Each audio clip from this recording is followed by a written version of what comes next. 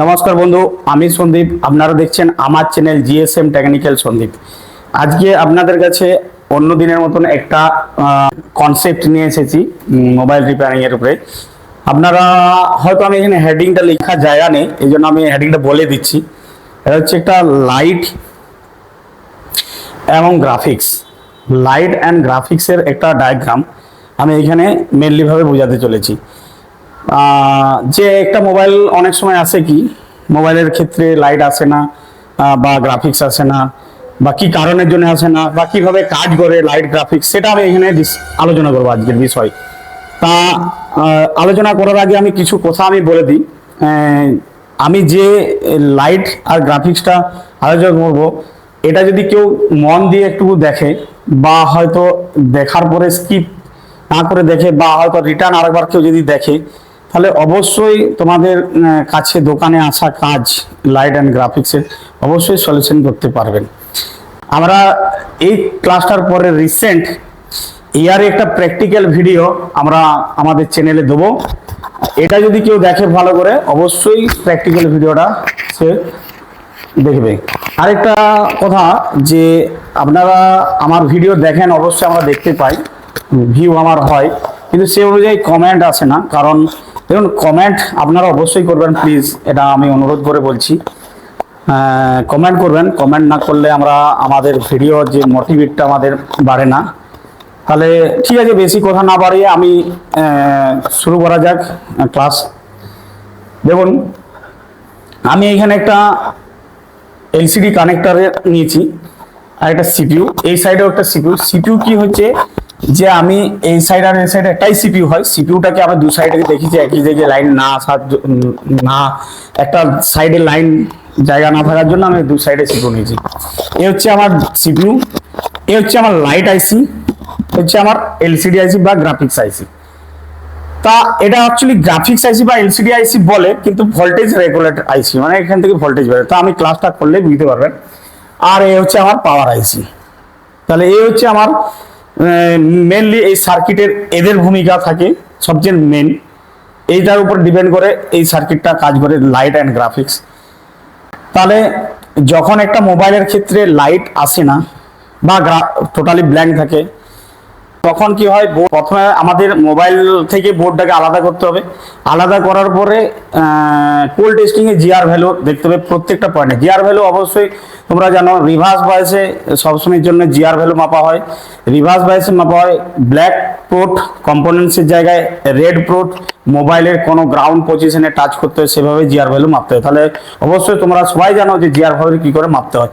তাহলে আমরা প্রত্যেকটা পয়েন্টে আমরা জিআর ভ্যালু মাপবো। কি কি পয়েন্ট আমাদেরকে মেনলি ভাবে লাইট আর গ্রাফিক্সের জন্য মাপতে হবে, সেটা আমি এখানে আলোচনা করছি।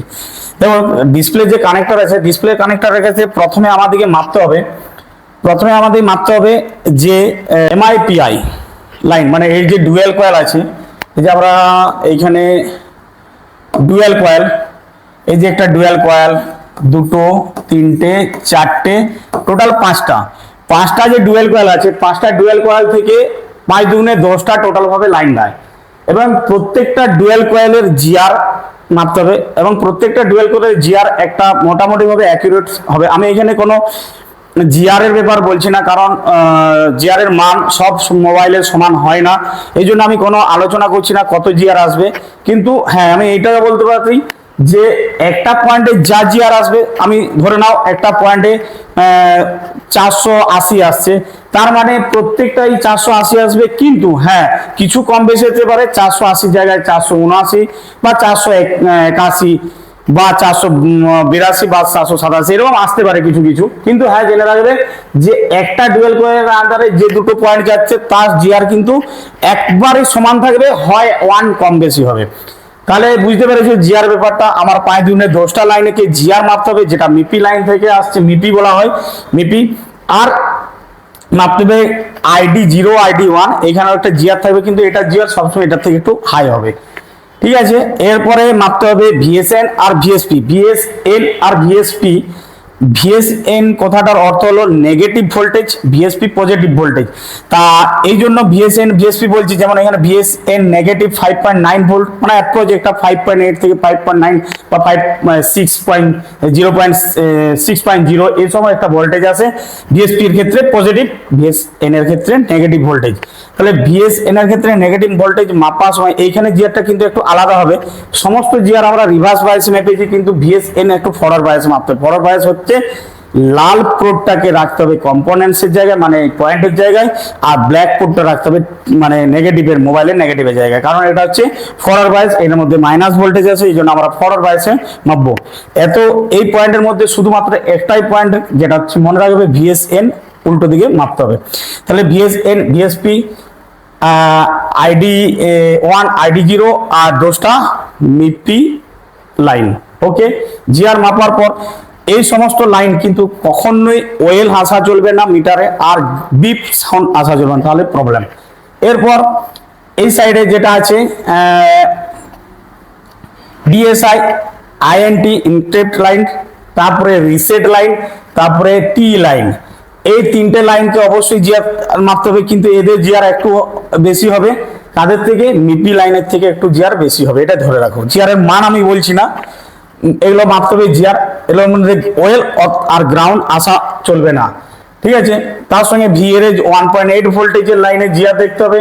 টিএইচ এলসিডি মানে হচ্ছে থার্মাল এলসিডি লাইন, এটা দেখো অনেক সেটের ক্ষেত্রে থাকে, অনেক সেটের ক্ষেত্রে যত ফ্লেক্সিবল সেট হয় বা দামি সেট হয়, তখন কোম্পানি কি করে একটা টিএইচ লাইন দেয়। টিএইচ লাইন থার্মাল সেন্স করার জন্য, কারণ ডিসপ্লে হিট হওয়ার পরে মোবাইল সুইচ অফ হয়ে যাবে, এটা পাওয়ার আইসিকে কি বলে বার্তা দেওয়ার জন্য, ঠিক আছে, বোঝা গেল। তাহলে এই লাইনে জিআর। তারপরে এইখানে যে আমাদের লাইট আইসি থেকে যে পয়েন্টগুলো আসছে, একটা হচ্ছে অ্যানোড হচ্ছে পজিটিভ ভোল্টেজ, আর ক্যাথোড হচ্ছে নেগেটিভ ভোল্টেজ। কারো ক্ষেত্রে এইখানে ক্যাথোড যে থাকবে, অবশ্যই এই সার্কিটের ক্ষেত্রে অবশ্যই বিপ সাউন্ড আসবে, কারণ এই সার্কিটে দেখো একটা জিনিস দেওয়া আছে 5 ওহমস থেকে 10 ওহমস এর একটা রেজিস্ট্যান্স থাকবে অবশ্যই, ঠিক আছে। এটা অ্যাকচুয়ালি কি দেখো, এখানে যে আইসিটা আছে সেটা হচ্ছে অ্যানালগ আইসি, অবশ্যই তোমরা জানো অ্যানালগ এন্ড ডিজিটাল আইসির ক্ষেত্রে। তাহলে এটা একটা অ্যানালগ আইসি। অ্যানালগ আইসি যদি কেউ না জানা থাকো, তাহলে যদি নিচে লিখে যে অ্যানালগ আইসি সম্পর্কে বা ডিজিটাল আইসি সম্পর্কে ডিসকাস করতে, আমরা অবশ্যই একটা ভালো ভিডিও দেবো। তাহলে এটা একটা অ্যানালগ আইসি। অ্যানালগ আইসির ক্ষেত্রে কি হয় যে ক্যাথোড লাইনটা সবসময়ের জন্য, লাইট আইসির ক্যাথোড লাইনটা সবসময়ের জন্য একটা লো ভ্যালুর রেজিস্ট্যান্স গ্রাউন্ডের সঙ্গে থাকবে, যেটাতে আমরা বিপ সাউন্ড পাবো। আর যদি ডিজিটাল আইসি কোনো রকম হয়, ডিজিটাল মানে 9 বল বা 12 বলের যদি কোনো আইসি হয়ে থাকে, সেটা কিন্তু ক্যাথোড লাইনটা অ্যাকচুয়ালি কি গ্রাউন্ডের সঙ্গে বিপ আওয়াজ আসবে না। এটা কিন্তু অবশ্যই মনে রাখতে হবে যে কারো বিপ আওয়াজ আসবে, কারো বিপ আওয়াজ আসবে না। এরপরে সিএবিসি জিআর আসবে, আর এলসিডি প্লাস যেটা লাইন আছে অ্যানোড লাইন, সেটা তো জিআর আসবে বলে দিলাম। তার মানে আর বাকি যে এই লাইনগুলো দেখাচ্ছি, এই লাইনগুলো অ্যাকচুয়ালি এটা টাচিং লাইন, টাচ সিপিইউ থেকে টাচ আছে, টাচের একটা লাইন। তাহলে আমি আজকে টাচের এই ব্যাপারটা আমি আলোচনা করছি না এখানে, কারণ এখানে আমার যে টপিক আছে সেটা হচ্ছে অ্যাকচুয়ালি লাইট অ্যান্ড গ্রাফিক্সের ব্যাপারে, সেজন্য টাচটাকে আমি অন্য ক্লাসে ভালো করে বোঝাবো, কারণ একই সঙ্গে দুটো যদি মিশে যায় বুঝতে অনেকের অসুবিধা হবে, লম্বা ভিডিও হবে, ঠিক আছে।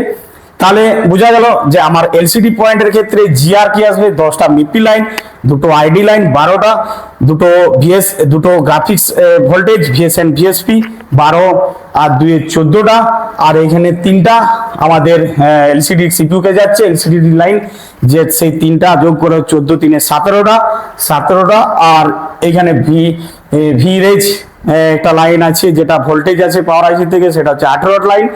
আর কোন সেটের ক্ষেত্রে টিএইচ থাকতে পারে বা না থাকতেও পারে, আর থাকলে 18 19টা। আর এইখানে যে 3টা লাইন আছে 19 আর 3 22টা টোটাল লাইন, 22টা লাইনে জিআর অবশ্যই দেখতে হবে, তার মধ্যে একটা লাইন থাকবে আমাদের নেগেটিভ বিপ থাকবে যদি অ্যানালগ আইসি হয়, আর একটা লাইনে বিএসএন এর ক্ষেত্রে রিভার্স নয় ফরওয়ার্ডে জিআর আসবে। তাহলে বোঝা গেল যে কোনগুলো জিআর আসবে, কত জিআর আসবে, কোনগুলো জিআর আসবে, কোনগুলো গ্রাউন্ড হবে। তাহলে এটা মাপার পরে যদি সমস্ত কিছু ঠিক থাকে, ওকে থাকে, যদি সমস্ত কিছু ঠিক বা ওকে থাকে, জিআর সবকিছু ঠিক থাকে, তাহলে তখন আমাদেরকে মাপতে হবে ভোল্টেজ। তাহলে ভোল্টেজ মাপতে গেলে আমাদের কি হট টেস্টিং বলা হয়। এই টেস্টিংটার নাম হচ্ছে হট টেস্টিং। মিটারের প্রোডকে ভোল্টেজ মোডে রেখে গ্রাউন্ডে কালো পোর্ট আর রেড পোর্টটা আমাদের পয়েন্টের জায়গায় রাখতে হবে। এই অবস্থায় কিন্তু অবশ্যই মনে রাখতে হবে সেটকে কিন্তু অন করতে হবে, ডিসপ্লে কানেক্ট করতে হবে। ডিসপ্লে কানেক্ট করার পর অন করার পর আমাদেরকে প্রত্যেকটা জায়গার ভোল্টেজ মাপতে হবে। প্রথমে কি ভোল্টেজ মাপতে হবে? প্রথমে মাপতে হবে ভিএসএন আর ভিএসপি, ভিএসএন ভিএসপি আর 1.8 ভোল্টেজ ভিএরএজ 1 ভোল্টেজ।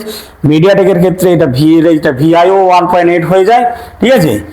তাহলে এই ভোল্টেজকে আগে মাপতে হবে। এখানে +6 -6, কিন্তু এটা একটা মনে রাখতে হবে যে যখন আমরা ডিসপ্লেটা কানেক্ট করব, ডিসপ্লে কানেক্ট করার পরে তো এই পয়েন্টটা পাবো না। সেই ক্ষেত্রে দুটো প্রসেস আছে। এক, ডিসপ্লেকে তুলে অন অবস্থায় ডিসপ্লেকে খুলে, ডিসপ্লে কানেকশন খুলে অন অবস্থায় যতক্ষণ না মোবাইলটা স্লিপ মুড হচ্ছে ততক্ষণ অবধি আমরা এই ভোল্টেজটা ভিএসএন আর ভিএসপি কিন্তু পাবো। যখন স্লিপ মুড হয়ে যাবে তখন কিন্তু ভিএসএন আর ভিএসপি আসবে না। সেই ক্ষেত্রে যদি ID0 লাইনকে যদি আমরা নেগেটিভ করে দিই তাহলে কি হবে? সবসময়ের জন্য ভিএসএন আর ভিএসপি থাকবে ডিসপ্লে না লাগানো থাকা অবস্থাতেও। তাহলে আইডি কি কাজ করে? আইডি সিপিইউ কে কমান্ড দেয়, সিপিইউ সেই অনুযায়ী ইএন প্রোভাইডেড করে বলে আমাদের এইখানকে আসে ভোল্টেজ।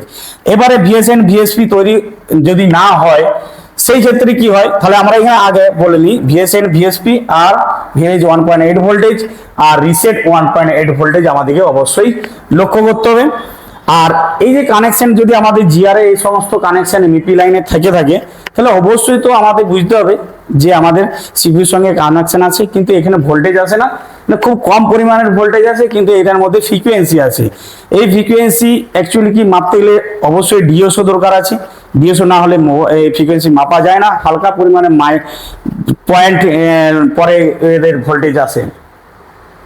তাহলে এই সমস্ত ভোল্টেজ আমাকে চেক করতে, যদি দেখা যায় ভিএসএন আর ভিএসপি না আসে, মিসিং হয়ে থাকে, তখন প্রবলেম কি কি জায়গায় হয় আমরা একটু আলোচনা করি।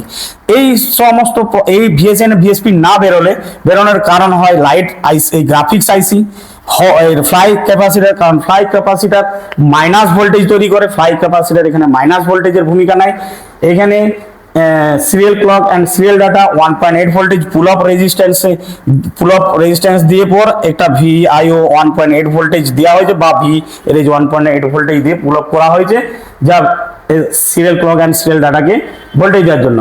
তাহলে এখানে আমাকে ভোল্টেজ চেক করতে হবে সিরিয়াল ক্লক সিরিয়াল ডাটার কমিউনিকেশন সিপিইউর সঙ্গে ঠিক আছে কিনা, আর ইএন 1.8 লাইনটা সিপিইউর সঙ্গে কমিউনিকেশন আছে কিনা বা 1.8 ভোল্টেজ এখানে আসছে কিনা, এই আইসিতে পাচ্ছে কিনা।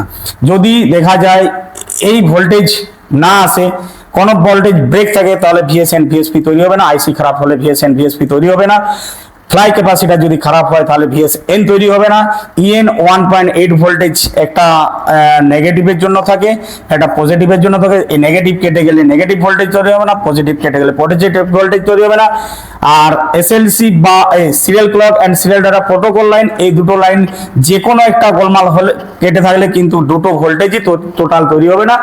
আর এখানে যে একটা বক ক্যাপাসিটার আছে সেই বক কয়েল আছে, সেই বক কয়েল যদি ওপেন হয়ে থাকে তাহলে কিন্তু এই ভোল্টেজ তৈরি হবে না। বক কয়েলে যদি সুইচিং না হয় তাহলে ভোল্টেজ তৈরি হবে না। বুস্ট ক্যাপাসিটার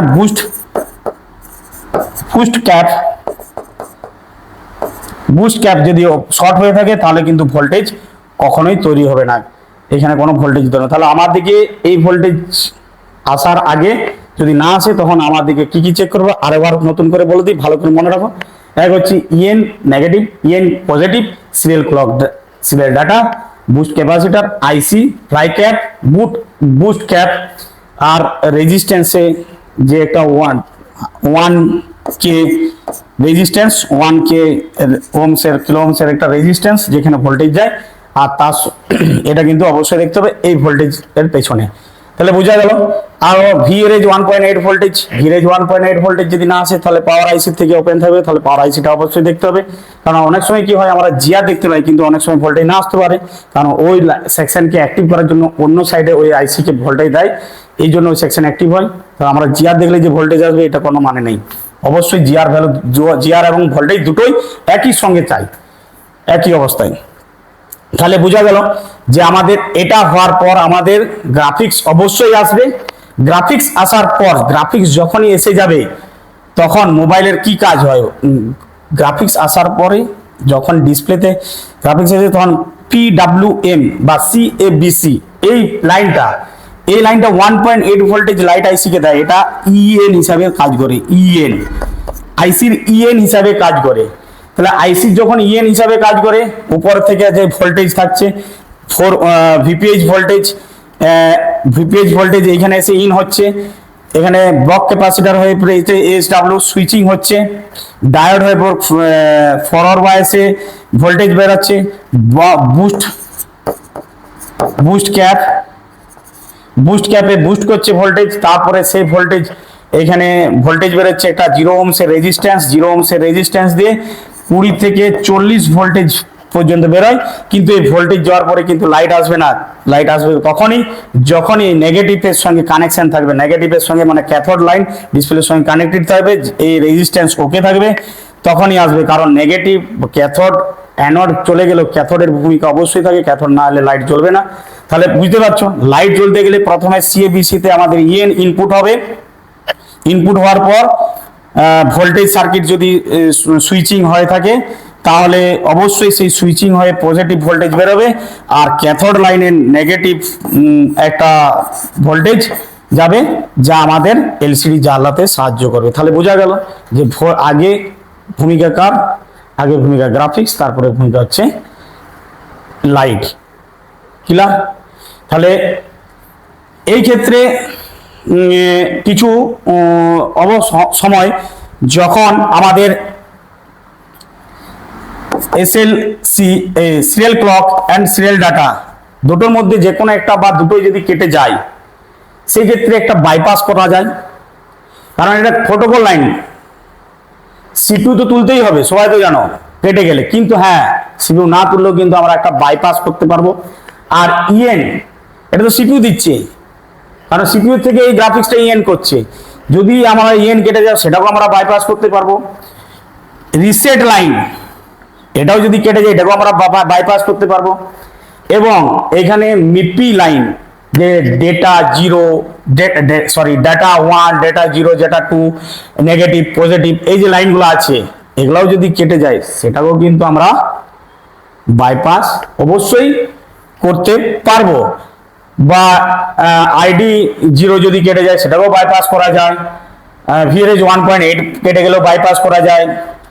এই কিছু বাইপাস আমরা করে CPU বা IC না চেঞ্জ করেও কিন্তু আমরা বাইপাস করে সার্কিটকে অন করে আগের মতন ভাবে লাইট এনে দিতে পারবো। কিন্তু এই রকম বাইপাস পদ্ধতি আমাদের ক্লাস যারা জয়েন করে থাকে, যে সমস্ত স্টুডেন্ট, তাদেরকে আমরা অবশ্যই এই বাইপাস পদ্ধতিটা শিখিয়ে থাকি।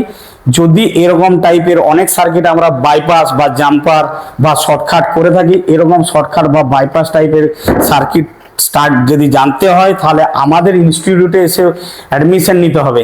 ঠিক আছে? তাহলে আজকের ক্লাসটা অবশ্যই সবাই বুঝতে পেরেছো। আমি সরলভাবে সার্কিটটা বুঝিয়েছি, আর আমরা এর থেকে আরো ডিপলি লেভেলের ক্লাস এবং সহজভাবে আমাদের স্টুডেন্টকে আমাদের ক্লাসের মধ্যে পড়িয়ে থাকি বা প্র্যাকটিক্যাল দেখিয়ে থাকি। আর এর একটা আগেই তো বললাম ভিডিও স্টার্টে, এর একটি প্র্যাকটিক্যাল ভিডিও আমার অবশ্যই খুবই তাড়াতাড়ি আমি আনার চেষ্টা করছি। আর যদি আপনাদের এরকম ডিপলি লেভেলের IC লেভেলের কাজ শিখতে চান তাহলে আমার নিচে দেওয়া নাম্বারে কন্ট্যাক্ট করে যোগাযোগ করতে পারেন।